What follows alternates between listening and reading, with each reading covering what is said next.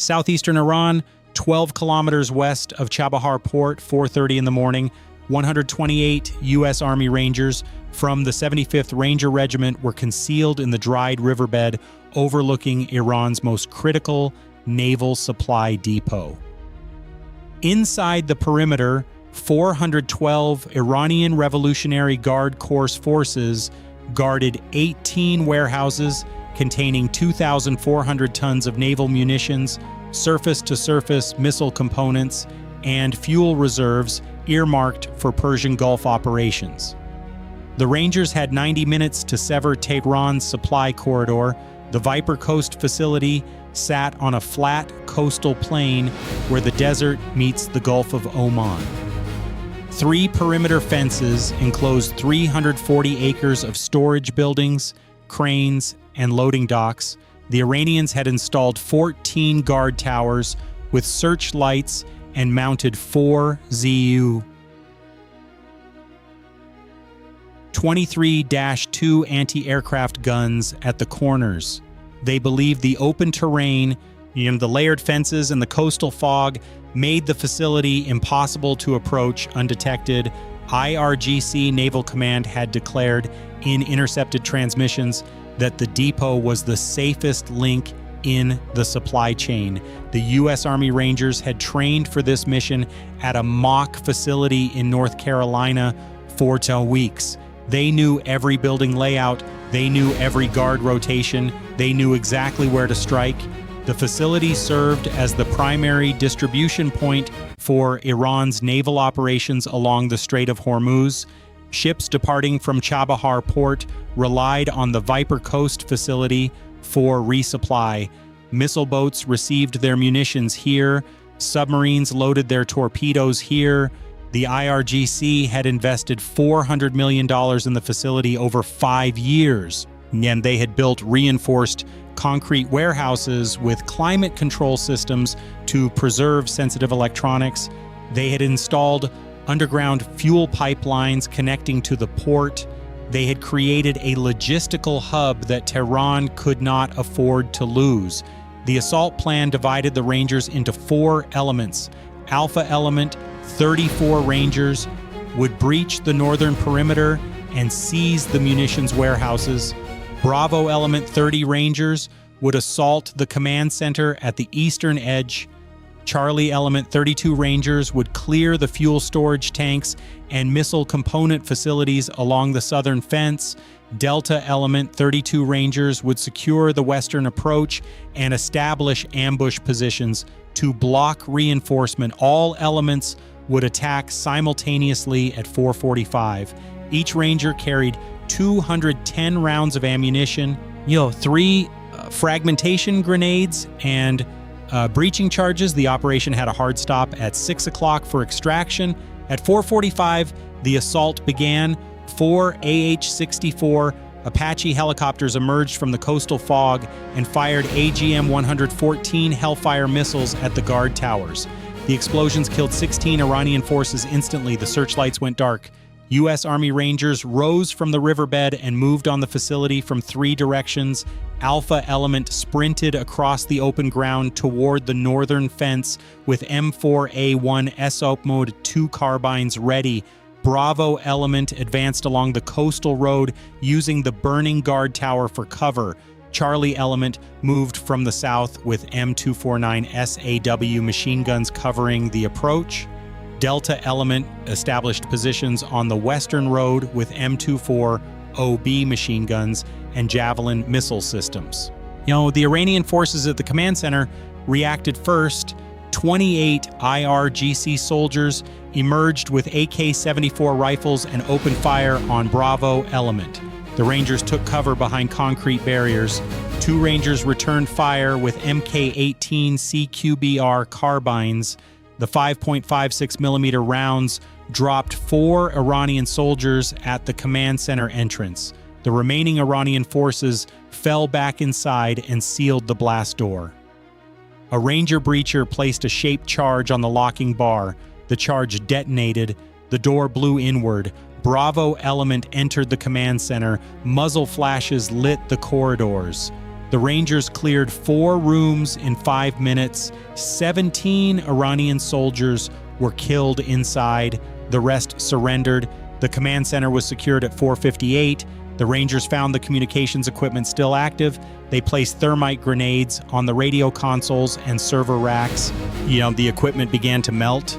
The Iranians could no longer call for help from the command center. Bravo element established a foothold inside. They set up defensive positions at the windows. They watched for movement outside. They were ready to support the other elements. At 5:02, Alpha element reached the northern fence. The fence was 12 feet tall with concertina wire at the top. A Ranger placed a linear charge along the base. The charge detonated. The fence collapsed. Alpha element moved through the gap. They advanced toward the first munitions warehouse. 22 Iranian soldiers defended the warehouse entrance. They had AK-74 rifles and 1 PKM machine gun. The Rangers engaged with M4A1 SOP MOD2 carbines. The firefight lasted 3 minutes. 14 Iranian soldiers were killed. The rest fled toward the second warehouse. Alpha element pursued them. The first warehouse contained 400 tons of naval artillery shells. The Rangers placed C4 charges on the support columns. They set detonators for 20 minutes. They moved to the second warehouse. The fleeing Iranian soldiers had joined 18 more defenders there. The Rangers used smoke grenades to obscure their approach. They entered through the loading dock. They cleared the warehouse in 6 minutes. 19 Iranian soldiers were killed. 12 surrendered. The Rangers placed thermite grenades on the artillery shell racks. They placed C4 charges on the support columns. The second warehouse was prepared for destruction. At 5:12, Charlie element reached the first fuel storage tank. 24 Iranian forces defended the position with PKM machine guns mounted on sandbag walls. The Rangers split into fire teams. One team suppressed the firing ports with M249 SAW machine guns. Another team flanked the position using the drainage culvert. A Ranger aimed a Carl Gustav M3 recoilless rifle at the sandbag wall. The round struck and detonated. The blast killed 11 Iranian defenders. The surviving 13 soldiers emerged with their hands raised. Charlie element secured the fuel tanks and placed C4 charges on the pumping stations. The fuel storage area contained 6 massive tanks holding 800,000 gallons of naval diesel and jet fuel. The Rangers placed 180 pounds of C4 charges on the tanks. They set the detonators for 18 minutes. The charges would rupture the tanks and ignite the fuel. The resulting fire would destroy everything within 200 meters. Charlie element moved to the missile component facility. The missile component facility was a hardened building with reinforced walls. It contained guidance systems, warheads, and propulsion units for Iran's anti-ship missile program. 31 Iranian forces defended the building. They had taken positions inside with RPG-7 rocket launchers. The Rangers approached from the east. They used MK11 Mod 0 sniper rifles to eliminate 3 guards at the entrance. The remaining Iranian forces fired RPG-7 rounds at the Rangers. The Rangers took cover behind concrete barriers. 2 Rangers were wounded by shrapnel. The rest returned fire with M4A1 SOP Mod 2 carbines. The firefight lasted 8 minutes. 18 Iranian soldiers were killed. The rest surrendered. Charlie element entered the facility. They placed C4 charges on the missile guidance systems. They placed thermite grenades on the warhead storage racks. The facility was prepared for destruction. 1 hour after the assault began, the Iranian forces at the Viper Coast facility were fragmented. The command structure was destroyed. The surviving defenders fought in isolated pockets without coordination. 97 Iranian soldiers remained in 4 separate locations. Delta element on the Western Road spotted headlights approaching. An IRGC reinforcement convoy of 8 trucks and 3 armored personnel carriers was moving toward the facility. The Rangers waited until the convoy entered the kill zone. They triggered claymore mines placed on the road shoulders. The explosions destroyed the lead and trailing vehicles. The convoy was trapped. Delta Element opened fire with M2 Browning heavy machine guns and MK19 grenade launchers. The 40mm grenades exploded among the Iranian vehicles. The heavy machine gun rounds penetrated the armored personnel carriers. The reinforcement convoy was destroyed in 7 minutes. 41 Iranian soldiers were killed. The survivors fled on foot into the desert. At 5:25, Alpha Element moved to the third warehouse. This warehouse contained surface-to-surface missile components and torpedoes for submarine use.